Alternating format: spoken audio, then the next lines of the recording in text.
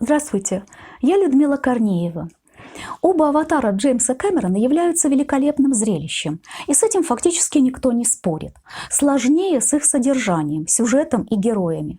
Далеко не все зрители и даже критики открывают для себя всю их глубину и многомерность.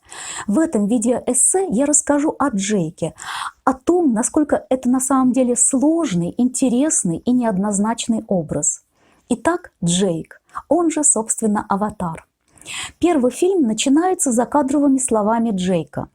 «Когда я лежал в военном госпитале с ранением, перечеркнувшим мне полжизни, я стал видеть сны, в которых я летал». В этих словах уже во многом предопределено поведение Джейка на Пандоре и его выбор. Сильное и свободное до ощущения полета тело – это его подсознательное сновидческое желание. Можно сказать, мечта, которая исполнится при перемещении в тело аватара, и потом в тех свободных прыжках по деревьям, в полете на экране. Но в начале киноистории Джейк на земле, и он, как говорят, колясочник. Начало первого фильма очень концентрировано и важно по содержанию.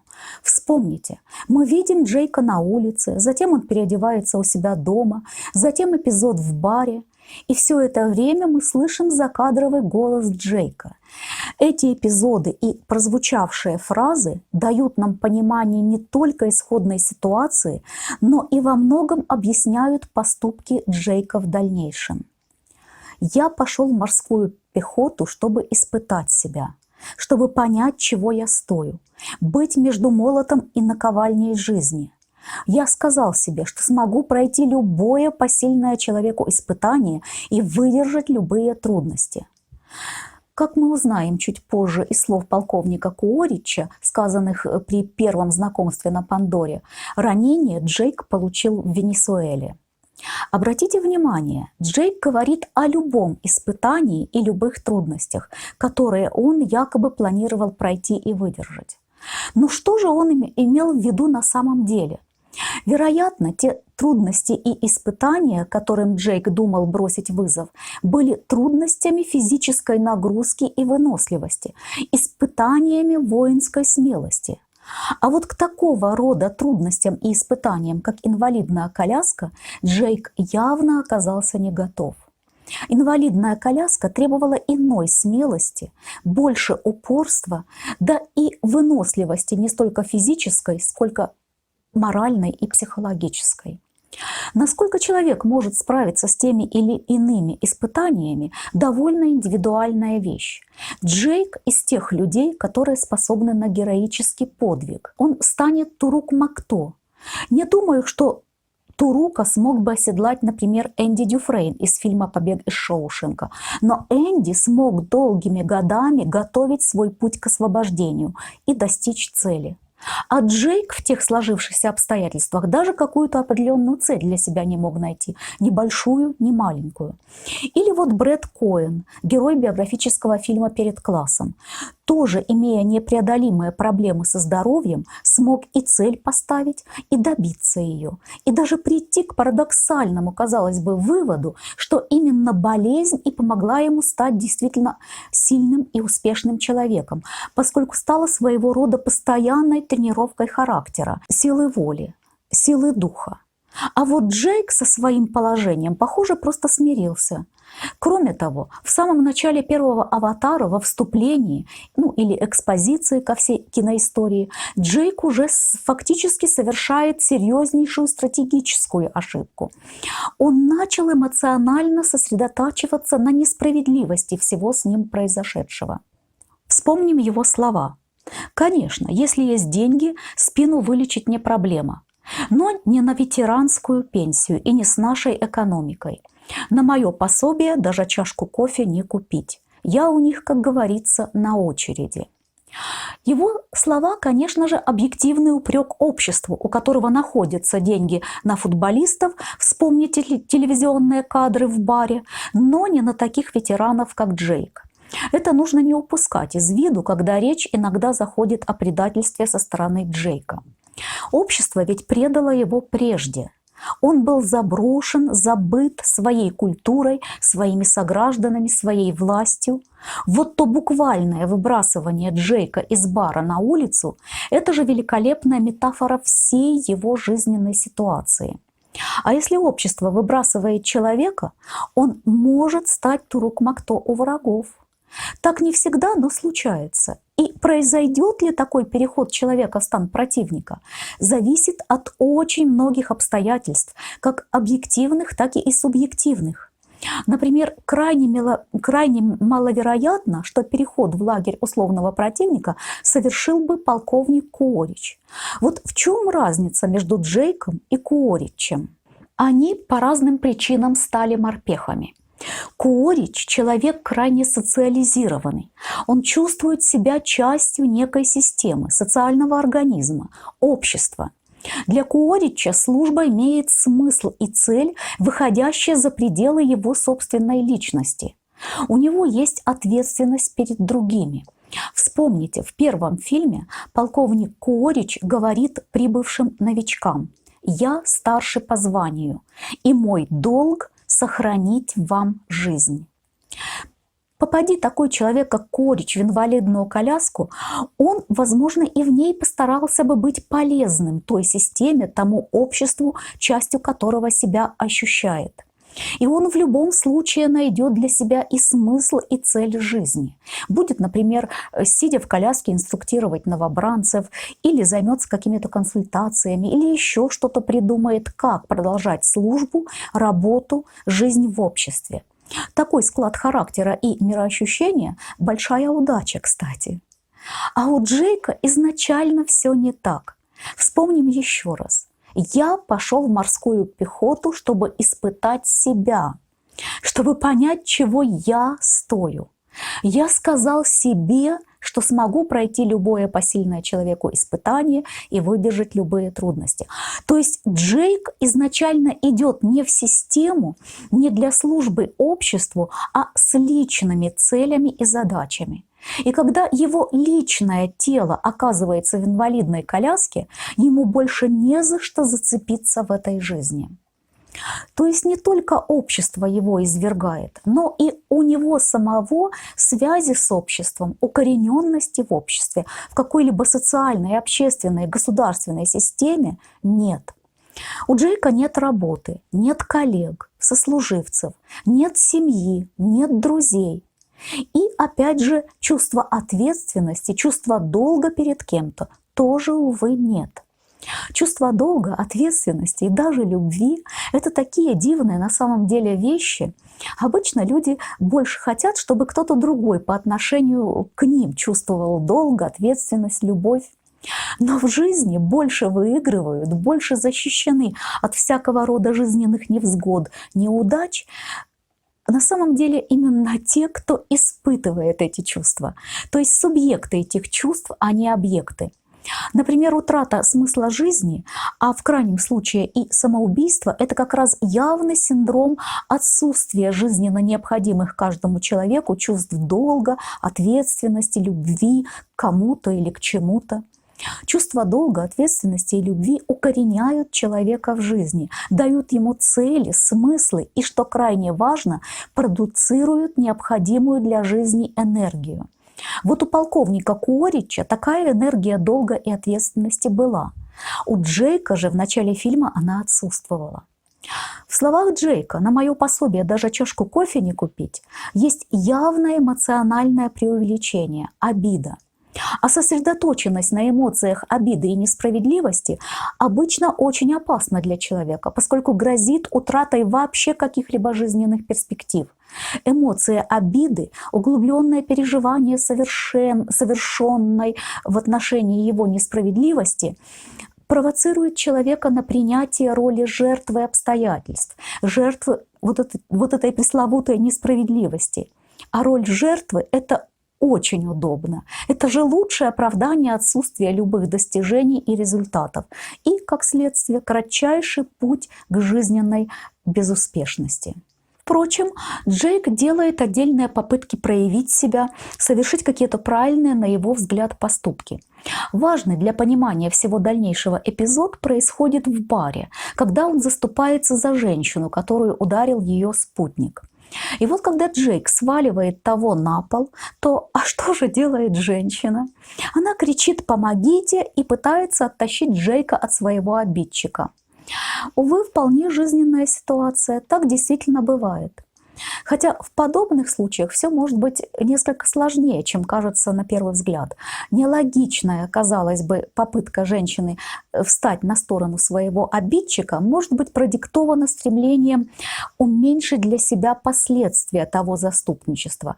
Не очень большая загадка, на ком же тот агрессор будет вымещать свою злость и ярость от полученного унижения. Скорее всего, он останется в твердой уверенности, что все произошло по вине женщины, что это же, мол, из-за нее вначале у него не выдержали нервы, и он ее ударил, а потом из-за нее же на него набросился этот на коляске. В результате женщине придется ответить еще и за заступничество Джейка. Отдельный вопрос, почему та женщина все это терпит, почему продолжает такие отношения. Но деталей той истории мы не знаем и возвращаемся к Джейку. Что же мы знаем о Джейке, подводя итог вот этой сюжетной экспозиции? Его главное желание, мечта – здоровое сильное тело, позволяющее пережить чувство полета.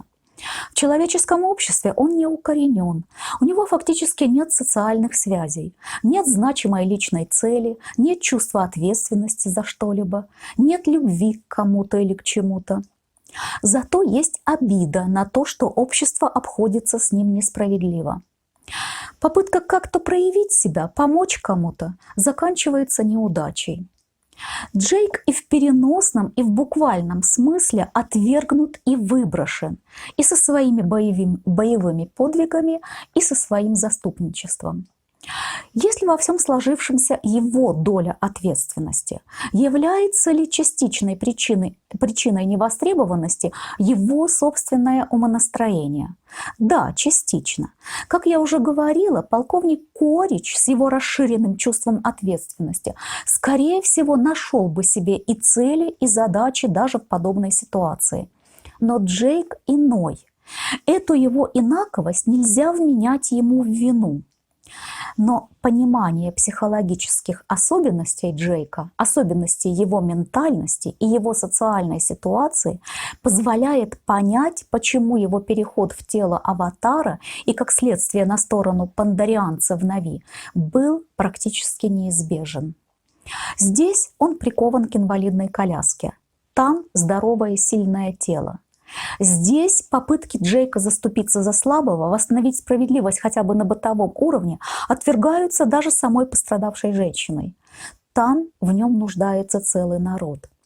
Здесь у него убит единственный брат и не осталось никого из близких или родных. Там зарождающееся чувство любви. Хотя начинается все, конечно, именно с тела. Вспомните тот невероятный восторг Джейка, когда он первый раз, перейдя в тело аватара, впервые за долгое время пошевелил ногами и почувствовал их. Когда он почувствовал под ногами почву, когда он смог бежать. Уже даже после этого переживания, этого опыта, наивно было бы ожидать, что Джейк будет скучать за своим прикованным к коляске человеческим телом. В конце первого дня в теле аватара Джейк, очнувшись в капсуле, первым делом бросает взгляд на свои опять беспомощные ноги. Когда полковник Корич обещает Джейку позаботиться по возвращению на Землю о его ногах, говорит: «Я своих не бросаю, будешь на своих ходить». Джейк довольно бесстрастно отвечает. Неплохо звучит. И похоже, что Джейка уже даже и не особенно интересует эта перспектива. Ведь это еще только звучит. Это все в будущем. А в теле аватара он уже сегодня бегает, прыгает. Через некоторое время, после спасения от Турука, последней тени, Джейк приходит в себя в капсуле, перетаскивает свои беспомощные ноги через ее край и говорит: «Все изменилось. Кажется, реальный мир там, а это все страшный сон».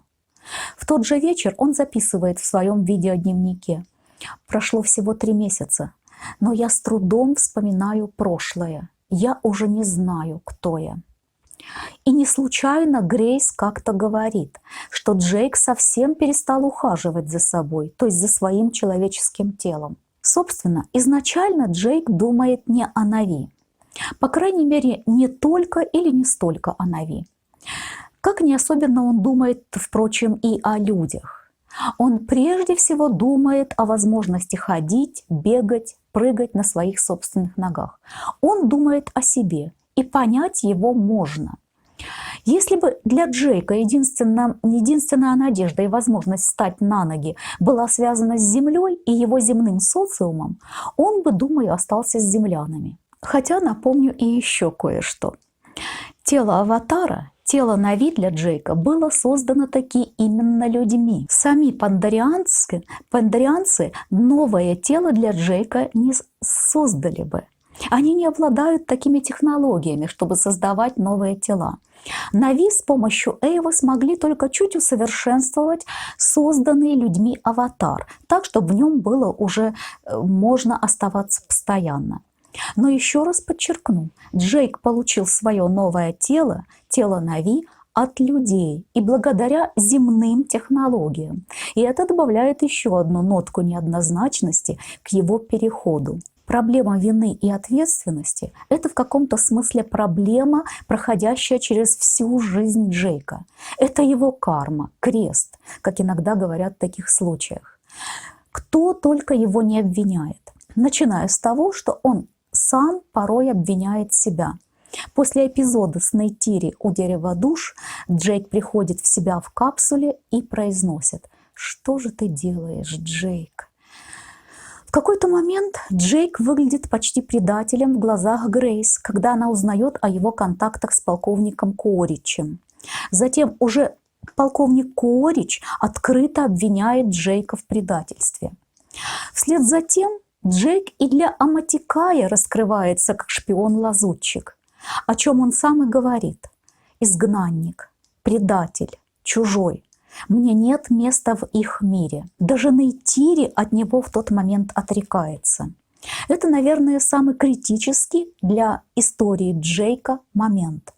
Он везде обвинен, изгнан, отвергнут, обречен. К счастью для него, мать Нейтири, Цахик Аматикая, освобождает, фактически спасает Джейка со словами: «Если ты один из нас, помоги». Она поступает действительно очень мудро, предпочитая не месть, не возмездие, но шанс. Идя по пеплу, по выжженной атакой землян почве, Джейк говорит: «Они были нужны мне, я был нужен им. Но чтобы опять стать для них своим, мне нужно было сделать что-то особенное». После этого к нему прилетает его экран. И это определяет выбор Джейка окончательно.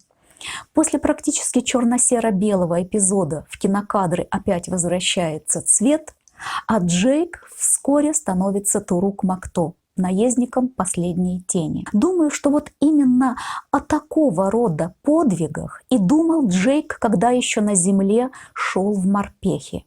Вот с такого рода вызовами и трудностями он действительно справляется, он чувствует себя здесь в своей стихии. Но проблема и вопросы верности и предательства не уходят из жизни Джейка и после того, как он становится вождем Аматикая и великим Турук Макто. Можно ведь задаться вопросом верности Джейка долгу вождя, когда он решает не сражаться, не защищать свой народ, но бежать вместе с семьей, оставив соплеменников в неизвестности завтрашнего дня. Впрочем, оправданием для Джейка в этой ситуации служит его чистосердечное признание: «Я не смогу их защитить». И полагаю, что способность признать это как факт гораздо разумнее и по-своему смелее и мужественнее даже, чем безрассудная убийственная храбрость. Джейк говорит Нейтири: «Народ не может нас укрывать. Это смерть, как ты не понимаешь». Правда, при этом он идет к другому народу, к племени Меткаинов, с просьбой об укрытии. Опять же, довольно сложный вопрос с моральной ответственностью Джейка за то, что война пришла и к рифовому племени. На первый взгляд может показаться, что именно Джейк всему виной. Но на самом деле охота людей на тулкунов велась ведь и прежде. Давайте об этом не забывать. Просто происходило это чуть дальше. Вождь Меткаинов так и говорит: «Война дошла до нас». Мы знали об этой охоте на наших братьев-тулкунов. Она была где-то далеко, за горизонтом. Но вот она здесь. Так что прямой вины Джейка в том, что война началась, строго говоря, нет. Но его присутствие спровоцировало ее приближение. Война, которая была и раньше, теперь стала ближе. Настолько близко, что рифовое племя уже вынуждено было принять участие в битве. Ко всему этому есть и еще одна проблема с ролью Джейка в жизни Нави. Мы помним, что полковник Коорич угрожает уничтожить дерево душ и тем самым лишить Аматикая их культурного кода. Но парадокс в том, что в уничтожении культурного кода пандарианцев довольно активную роль играет Джейк. Вспомним, Джейк говорит о том, что не может спасти народ, но может и должен спасти свою семью. Он говорит также: «Я знаю главное, семья – это наша крепость». Так вот, дело в том, что это вполне современный, земной, но абсолютно неестественный для культуры Нави социальный стиль. У Нави нет настолько исключительного значения отдельной семьи. На первом месте у них все племя, весь народ. Это особенности того экономического и социального уклада, культурного этапа, на котором они находятся, фактически родоплеменного строя.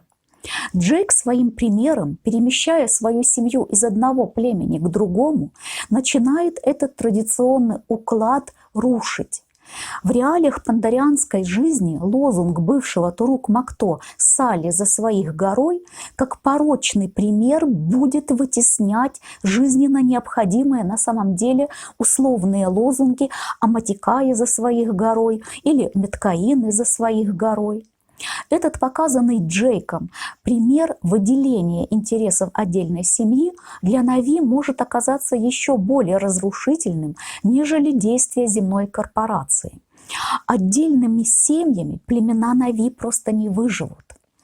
Кстати, и в реальной земной жизни история культурной колонизации целых народов происходила подобными невинными, казалось бы, путями, как распространение своих ценностей, своих культурных норм, своих культурных кодов. Еще раз повторю, на том уровне экономики и технологий племена пандарианцев могли выстоять только при условии абсолютного родоплеменного единства.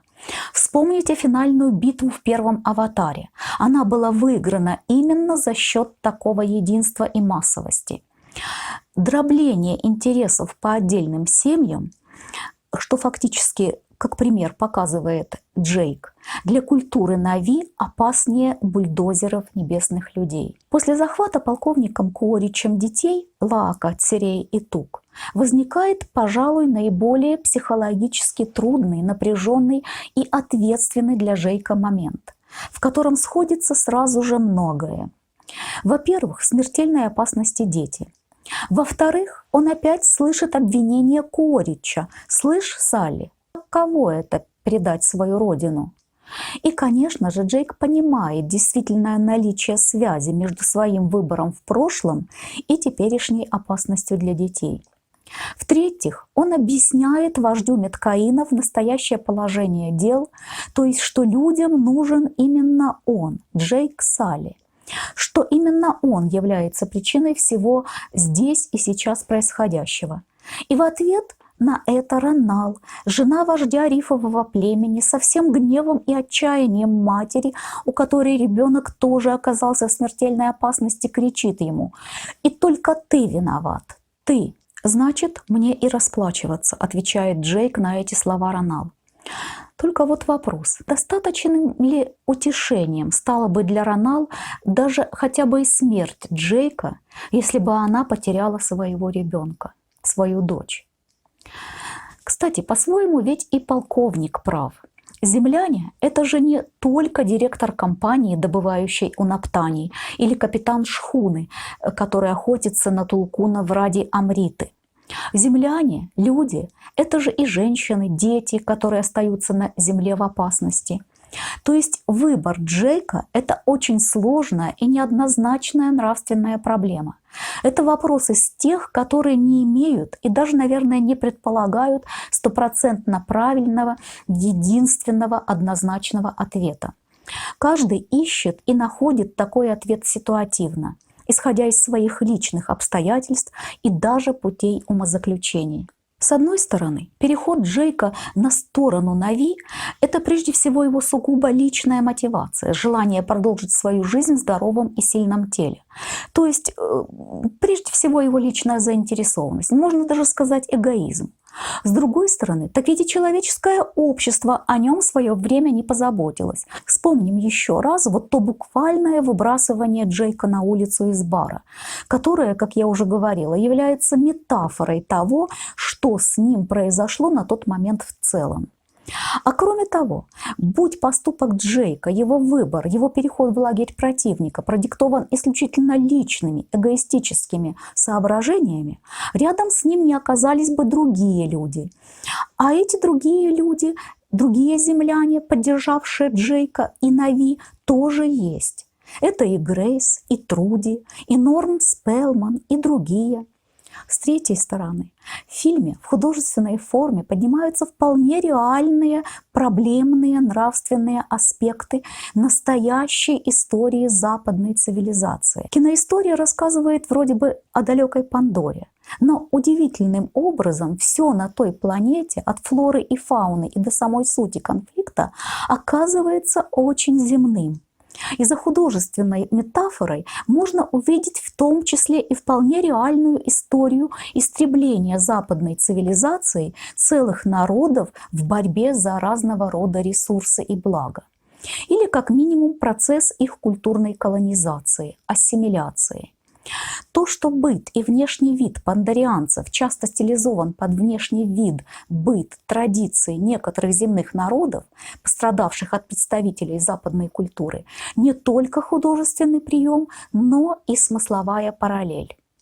Так что ответ на вопрос «предатель, герой или колонизатор Джейк Салли» не имеет однозначного ответа и зависит от точки зрения того, кто задает вопрос. Все как в реальной жизни. Своего рода эстафету темы вины и ответственности подхватывают у Джейка младшие герои фильма. Его собственный сын Лаак и Майлз Паук Сокорра. Но разговор о них я отложу до одного из следующих видеоэссе. Всего доброго и до новых встреч!